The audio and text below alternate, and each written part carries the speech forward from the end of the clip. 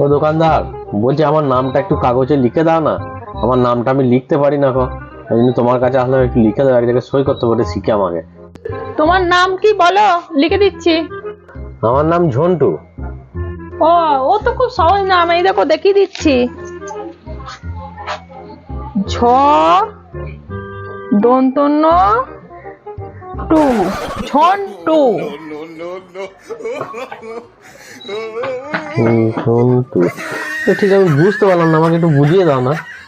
এই তো খুব সহজ বানান, তুমি বুঝতে পারছো না? দেখো, ছ দন্তন্য প্লাস টু সমান ঝ দন্তন্য টু, ঝন্টু।